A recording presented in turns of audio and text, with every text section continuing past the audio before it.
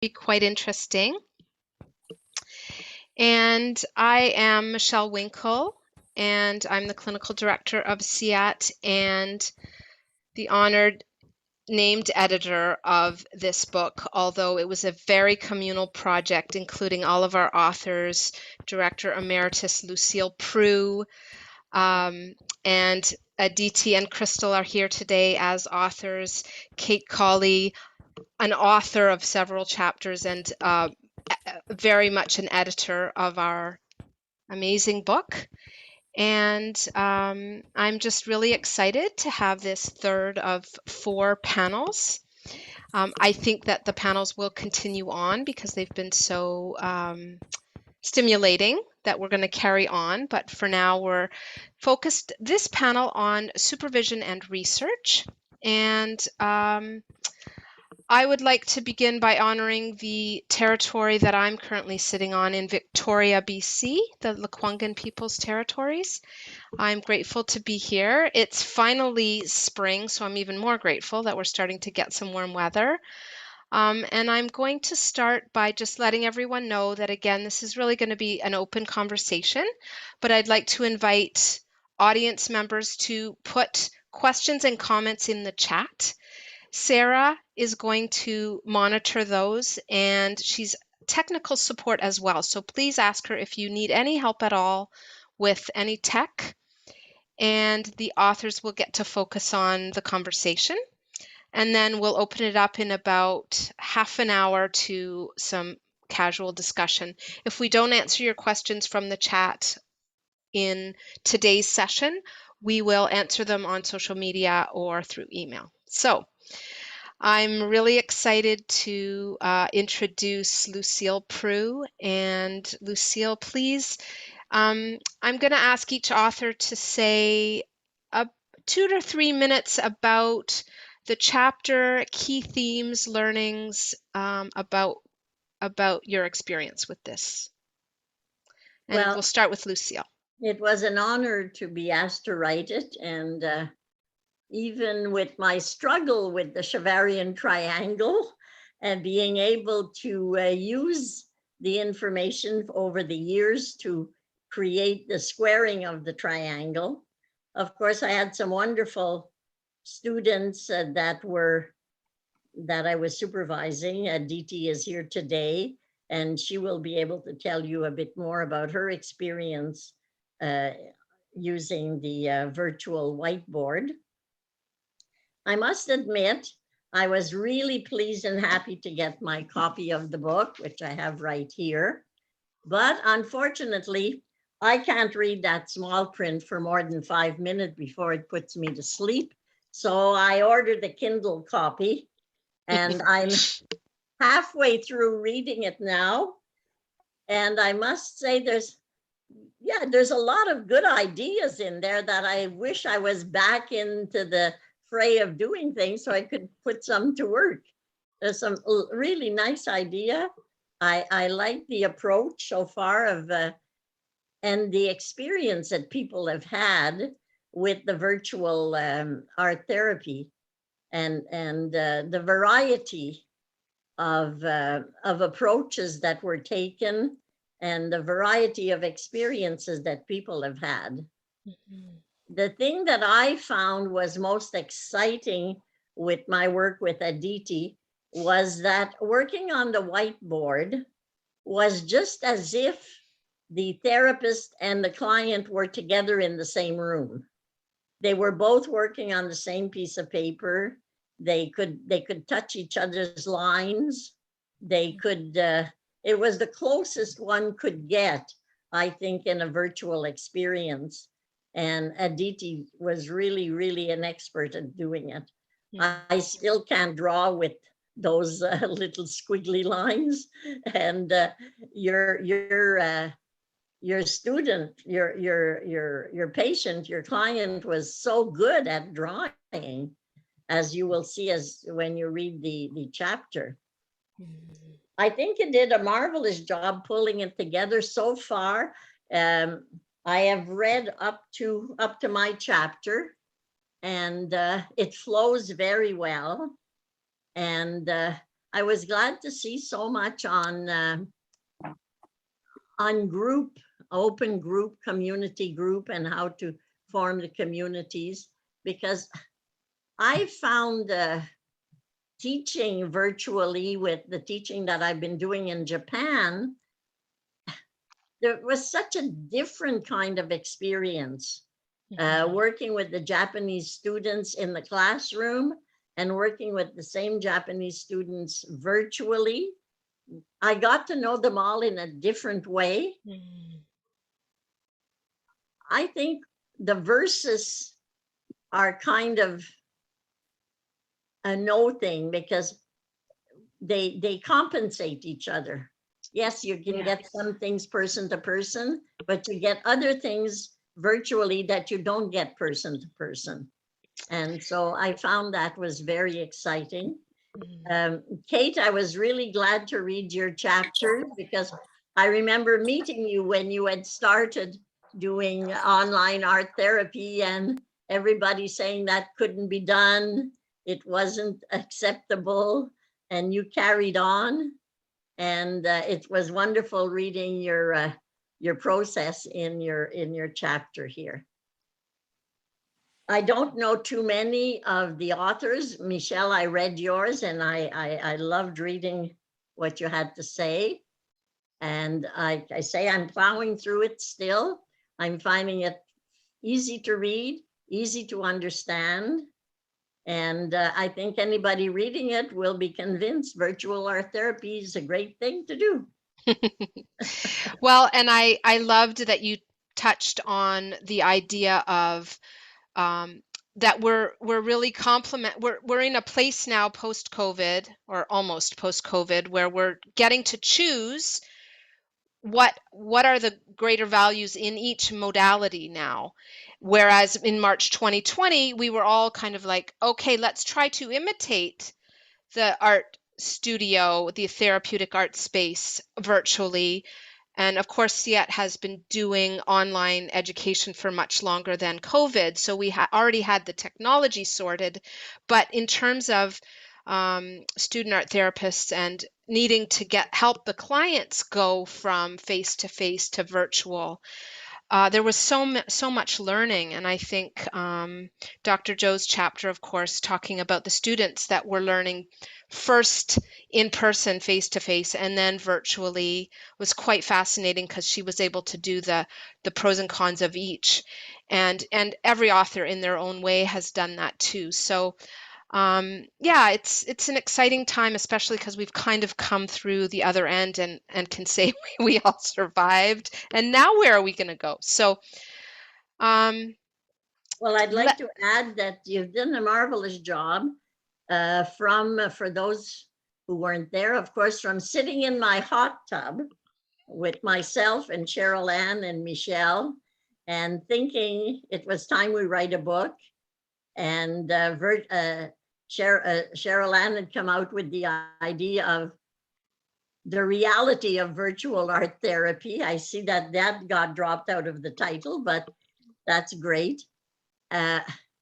It's come a long way, and you succeeded, and it's there, and congratulations. I know the amount of work you put in that, and it's going to be a good book for people to read, for art therapists, because I don't think there's anything else out there that will help new art therapists, and even old ones, to do that shift from person to person to virtual.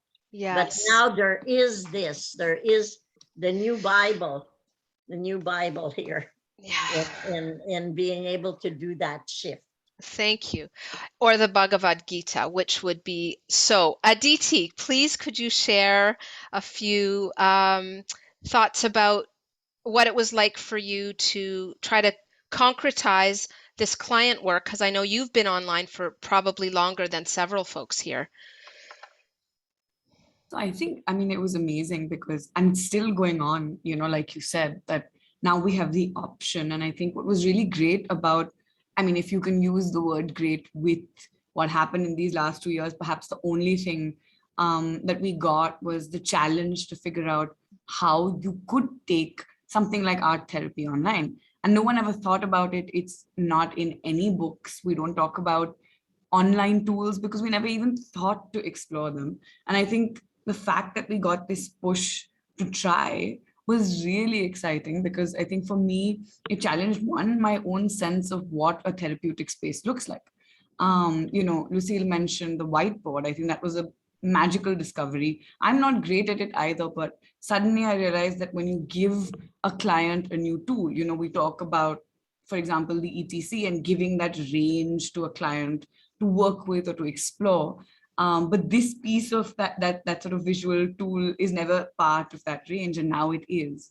And I think adding that with my clients, a whole bunch of them, in fact, was really powerful, because they took to it, especially that teenage, early adult sort of age group, really like fish to water, and the ability to then express and to shift and to create multiple pieces within one session and to show a range, almost watching movement in art, almost like flip books being created, and a character developing in minutes, that would grow over time, was really powerful. So I think the narrative nature of what the Zoom whiteboard provided was really great.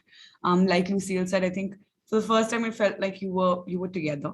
You were literally creating simultaneously, and you could watch these two pieces or these two colors coming together on that sheet. And, I remember in supervision, then navigating how much do I invest? So I remember in one space where the client asked me to join them on the whiteboard, I started creating what I thought would be helpful. And then in supervision with Lucille, she was like, but what if you're not to do so much and stay around the edges? What happens then? So it was also interesting to navigate now yourself and the relationship with you, the art, and the client or the patient, which was a whole new world suddenly. The other one, I think, which was a big realization, was that people were being able to show you a part of their lives if they wanted to in a different context. So we suddenly moved away from the therapeutic room being the only sort of safe space, to now someone being able to decide whether they wanted to turn the camera here or there, walk me to, and you couldn't control it. So it was also very, very interesting, the feelings it brought up. So I had a child pick up the telephone that he was on talking to me and take me into his toy room, and a picture of his father who he lost to COVID right there, and then beginning to talk about that room or those toys. Or we had a lot of different kinds of play now, because the toys weren't the ones the therapist used, which have their own perks, but then here was a whole other degree of new sort of learning that came up when the client was able to use what he had or what was in his space, and really sort of take me through that space where you became that virtual device. So I think I'm so excited. I still haven't got my copy. I think it's been dispatched, and I'm hoping it arrives and I can have it in my hands at some stage. But last week, many of our authors were in the US and they all had their copies, and none of us had received them yet. So I think actually Dr. Lay got his before we did too. I'm not sure, but anyway, the dispatch, the Canada Post is really, we're going to blame them. They're really bad. So many interesting thoughts for further discussion, especially the narrative idea, and I think Lucille touched on this a bit in her writing, but you explained it. There's a way in which we're called as art therapists to be more interactive, I believe. And of course, it's specific to the situation and the therapeutic goals, but the idea of watching the client make art is very different in the virtual space, isn't it? Sometimes drawing them in a bit is important because we don't get to see the entire body. We sometimes have to rely a little bit more on words, at least I do, than I might have when the silence can speak when they're in my studio, as opposed to Zoom or whatever video conference. Lots of juicy bits. So let's go to Christel. Christel wrote a different chapter. Christel, could you introduce yourself and a bit about your important, actually, you were quite heavily involved in the research chapter and also your VR chapter. Yes, thanks. And also the editing of the book as well. Absolutely pivotal. Yeah, I was involved with the research chapter, which was really spearheaded by Hidayah Al-Hadil, which was also one of our staff. And as a student, she did an anxiety study at CiiAT that involved art therapy and wanted to see how art therapy helps with anxiety over time. And we saw some significant results as we did our analysis that anxiety from the previous week has been reduced, and over the session in particular towards the end of the session. But then I was also asked, because I've done some playing with art therapy in virtual reality, to write that chapter. And it's a bit of a different chapter because most of the book is about virtual, that is online art therapy, whereas mine is doing art therapy in a virtual reality environment. And it's supported by interviews from Irid Hajmoon and Girija Kaimal and their research as well. So I just wanted to hold up the image, if I can show it. So you can see like the setup involves the goggles that you wear on your head, and then you have two controllers to control what's inside of the virtual world, which then can look something like that, but the pictures are rather small. They're good though, good quality, but it's hard to show through Zoom right now. Yeah, but it gives a sense because many of our participants don't have a copy yet, but yeah, and it's quite cutting edge, and who knows how many of us, or how accessible it will be for patients and clients. There are some research studies happening, especially for depression and for dementia. There's some interesting studies happening. Yeah, VR. Well, I'll tell you, the virtual reality, I have bought one. It's marvelous to get you out of feeling alone and to get you in a bigger space. I think it would be real interesting to do art therapy with someone else. So you had someone else with a virtual reality Oculus doing it, connected with you? Yeah, I did some mock sessions with some people, and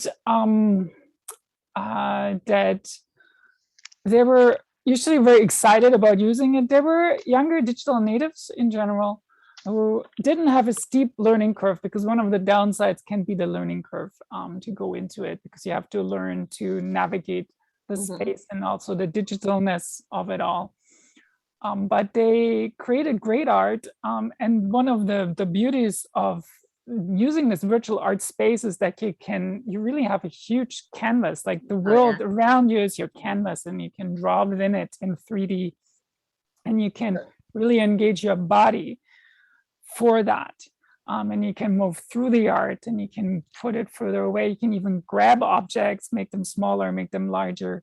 You can alter the environment you created, the creative art environment.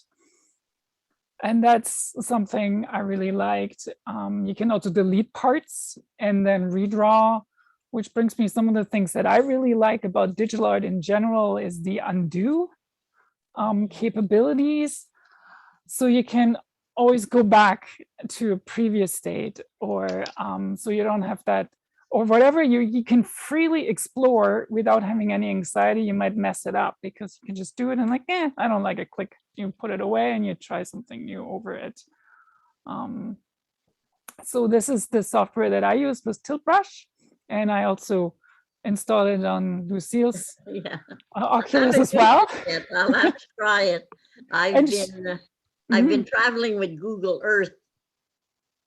I had an assignment to do in my art course where I have to go to Gonzales Beach on a day when I'm going to have company here and I can't go on that day. So I put on my Oculus and I went to Gonzales Beach and I sketched what I had to do for my art course.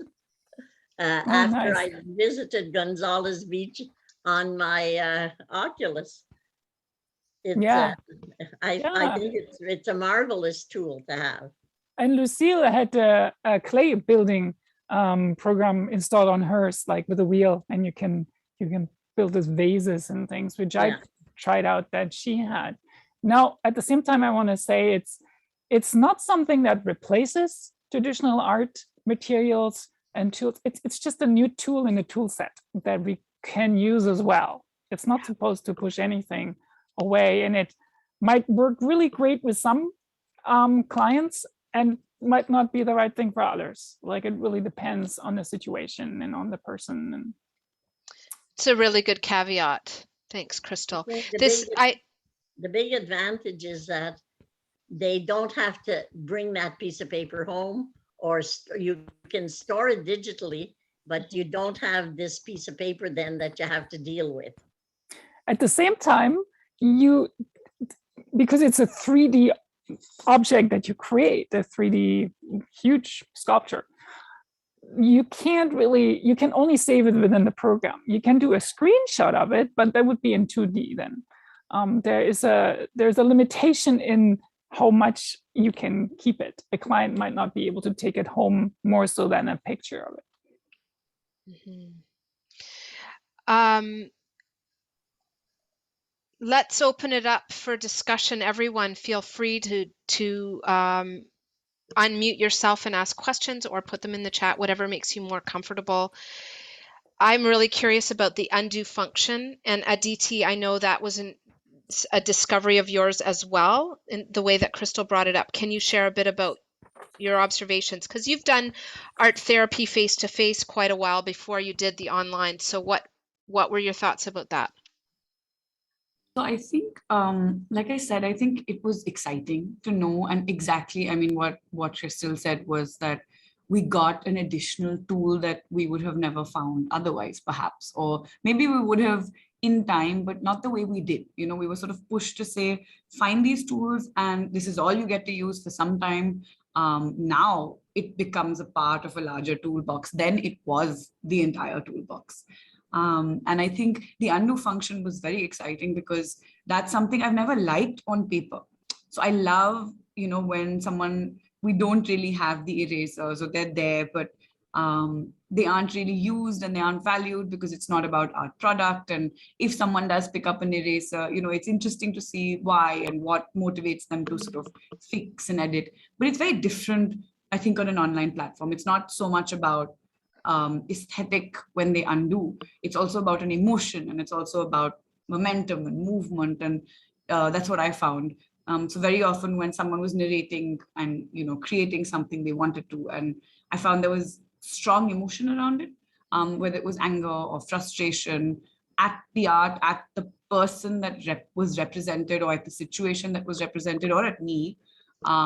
Suddenly there'd be this moment of like, before I could pause to discuss whether we should take a screenshot, because with a couple of clients, what I realized is we started actually saving and documenting not just the final outcome of the work, but the journey of where the work came up. And when we would do art reviews, that was really powerful. And again, on paper, that's not something we do. We don't sit and start taking photographs at different stages. But here, even the dance of what stage someone would hit the undo button at, and why, and sort of how, was very, very powerful.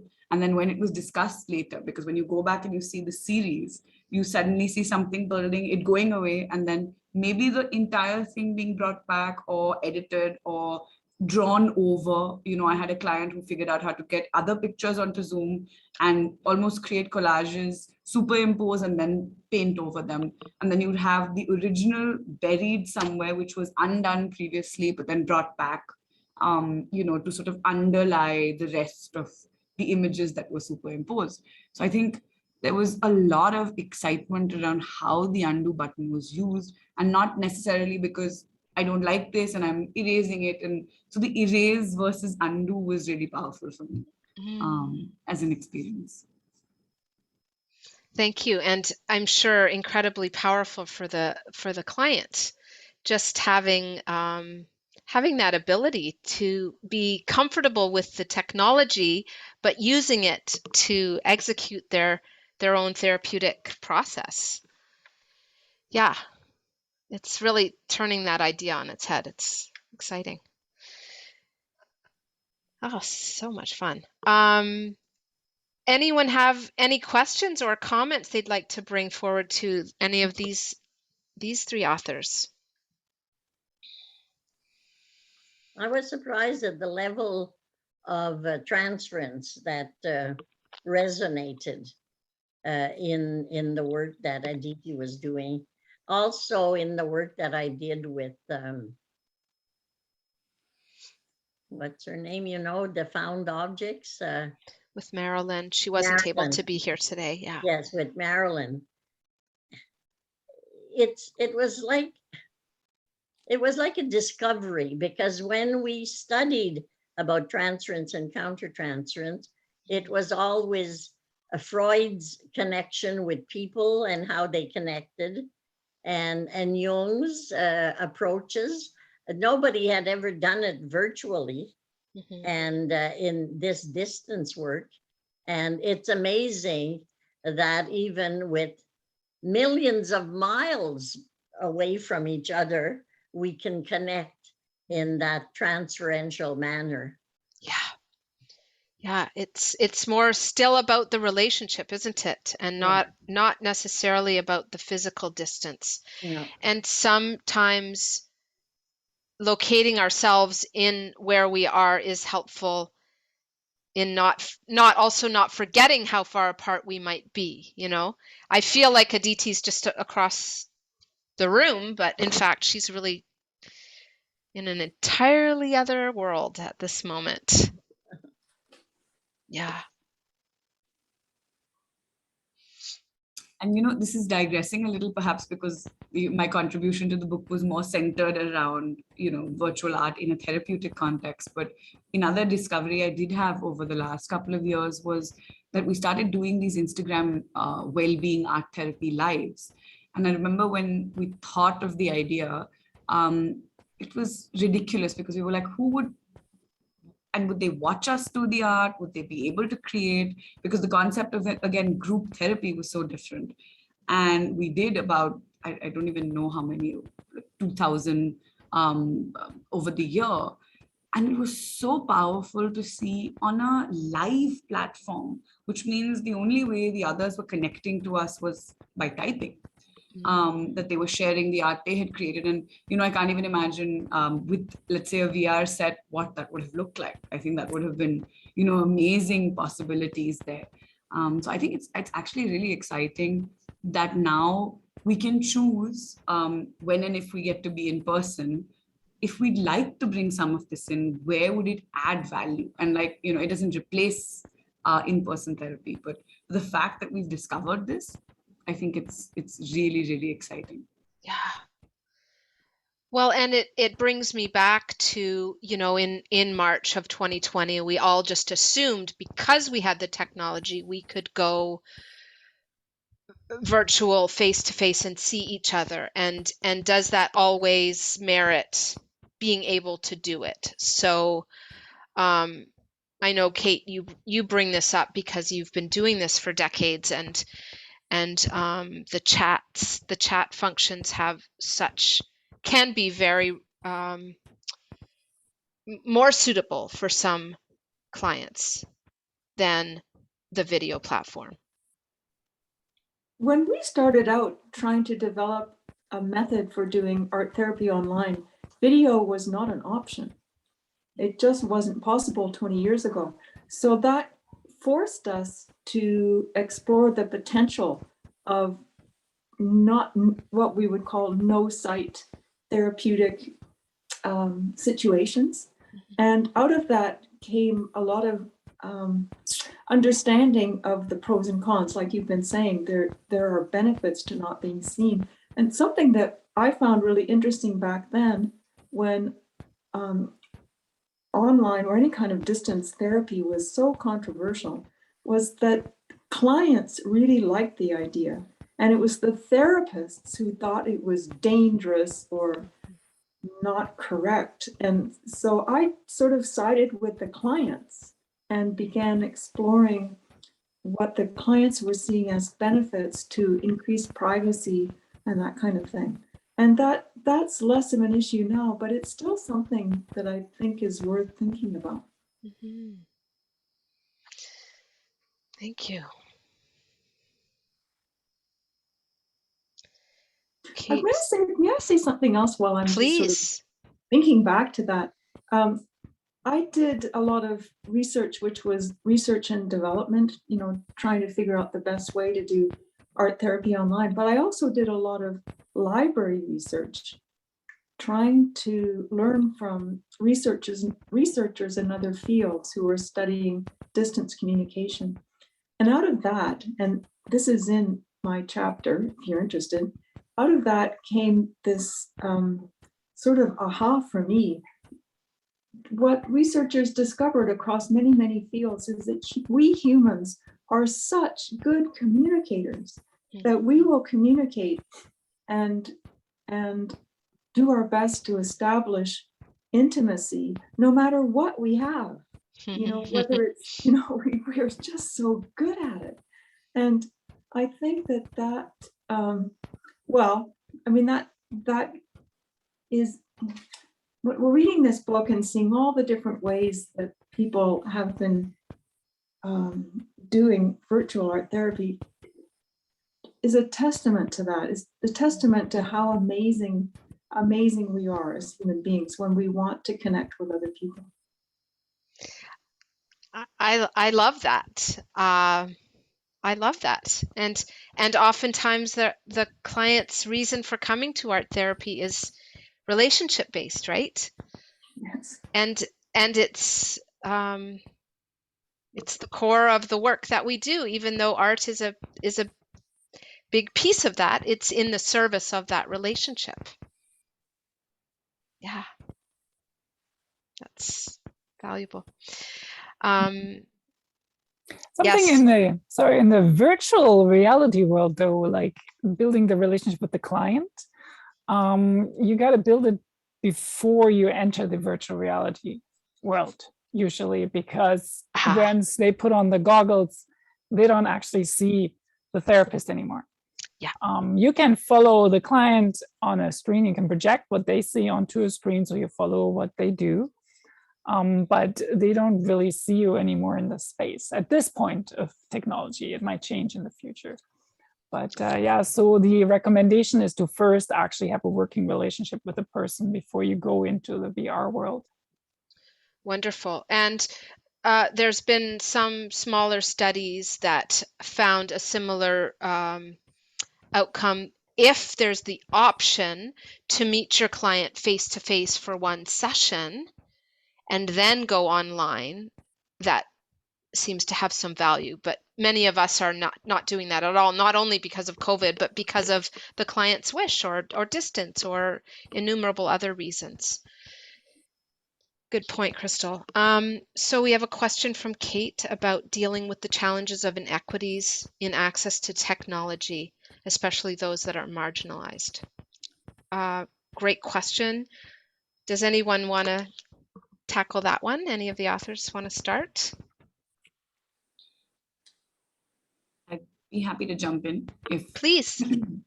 So I think that's a really great question because, you know, especially when I live in India, and I think the inequities are rampant, and you can see the range of inequity in a lot of ways, particularly in terms of access. But the one thing I did realize was that a lot of times access, even in-person access, is compromised by a lot of things. So when you can access therapy, A, it comes at a cost, B, it requires travel. So a lot of people who are marginalized very often will be far away from spaces where you can access things like therapy of any kind.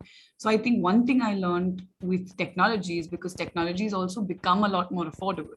So while, you know, someone might not be sitting with the best, most expensive form of a tool, you know, I realized almost everybody that's even working on, you know, basic wages, or someone who would attempt, you know, there's a whole separate conversation about inequities and access to mental health. But let's say someone's being able to access mental health.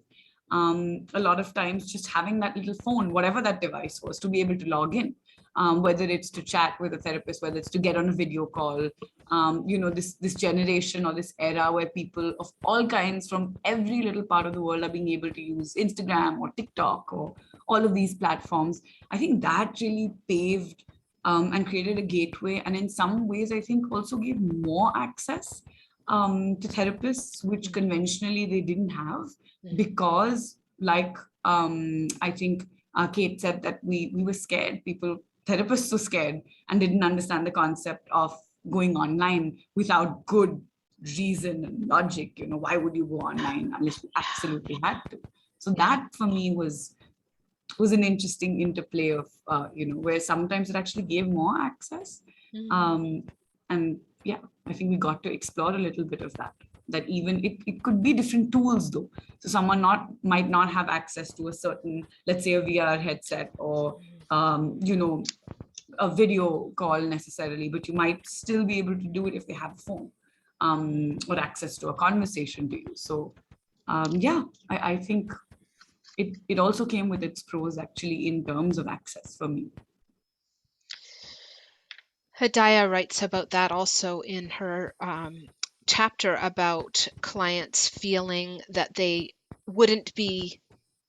certainly wouldn't seek art therapy, which also comes to our conversation last week, Kate, about whether there's an idea of rebranding the name art therapy. I mean, so the stigma around it in many parts of the world, less so here, but of course still in Canada, means that there's a lot greater access for folks if they're saying that they're going to class, they're going to learn something, right? They're not going to therapy, and they're certainly not going to make art.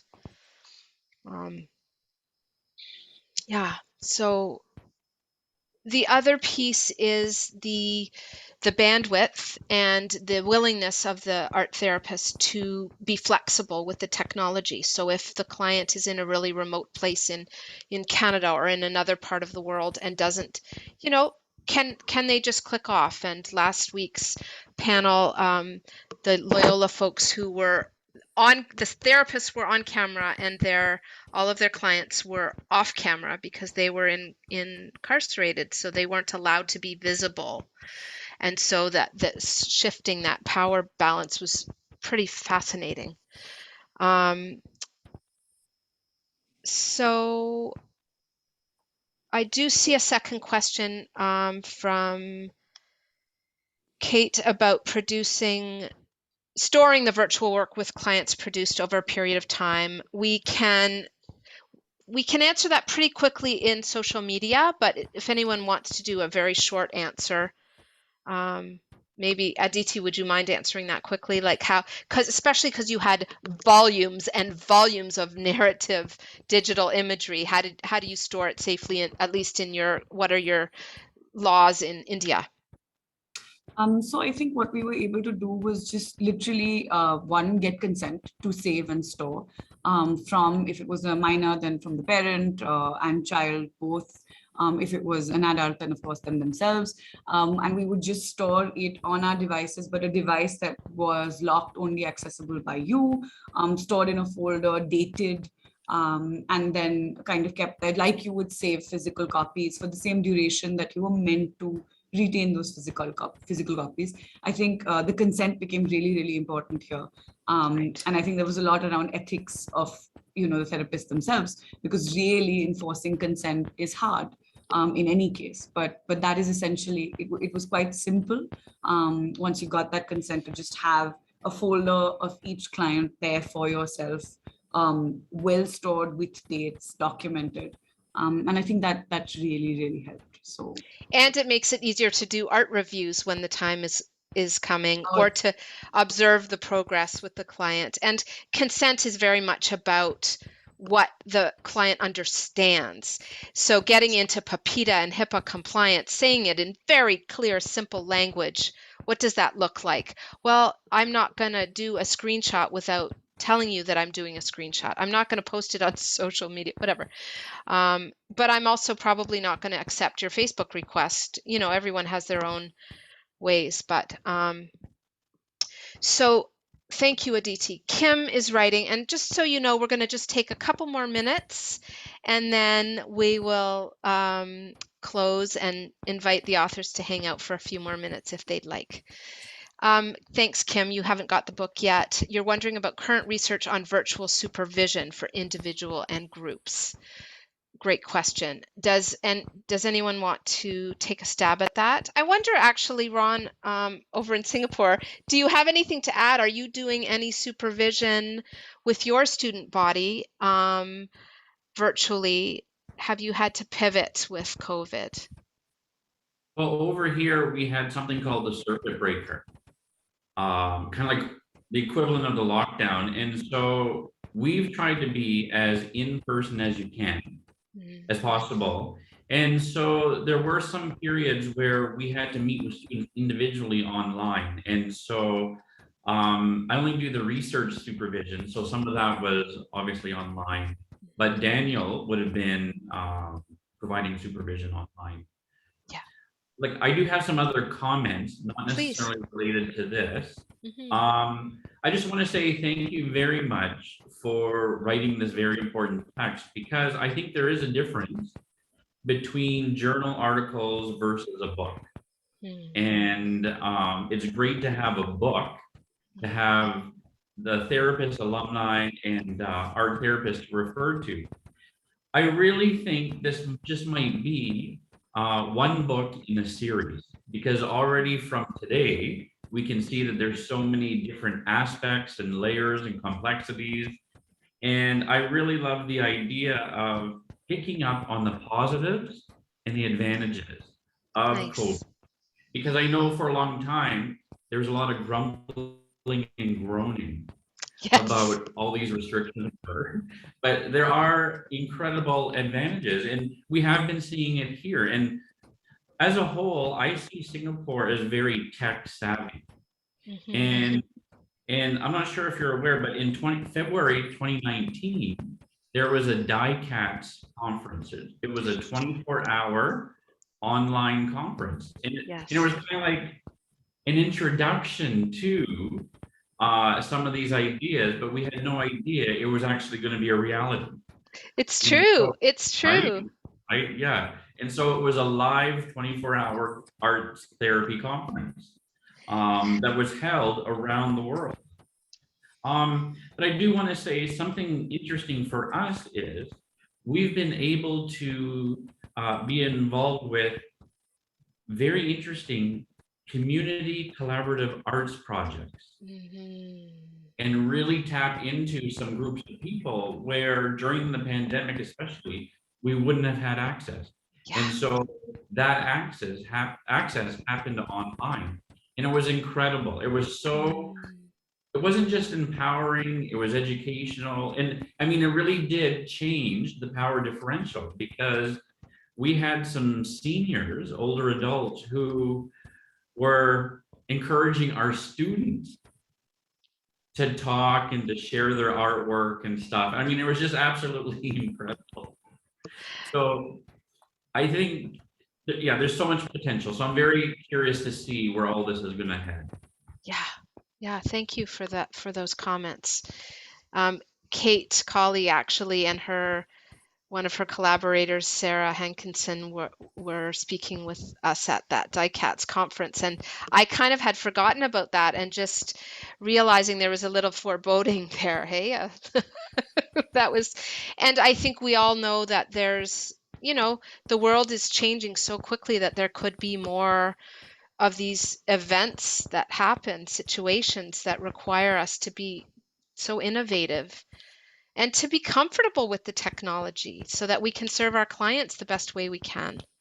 And artists, it's like keeping the art in our profession while still being innovative around the technology. And so I love that you're collaborating. You've done some really neat stuff.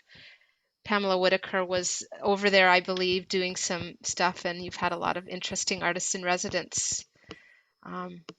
Yeah, it's neat to connect. So I'd like to honor everyone's time. I kind of hate to close this down. It's so thrilling. Does anyone have any final questions or comments before we close?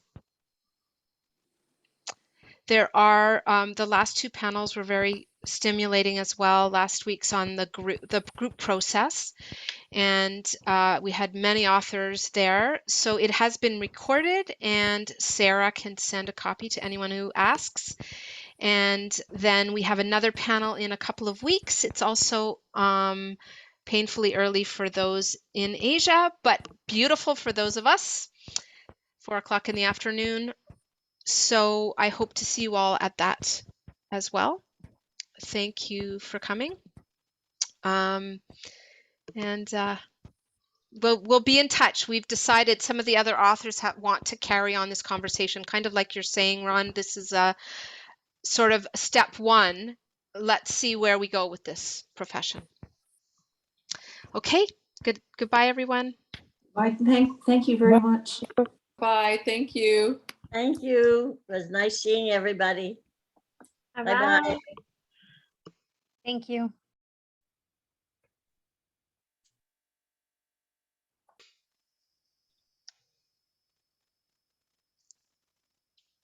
I'm so glad you made it, Aditi. I'm so glad I did too.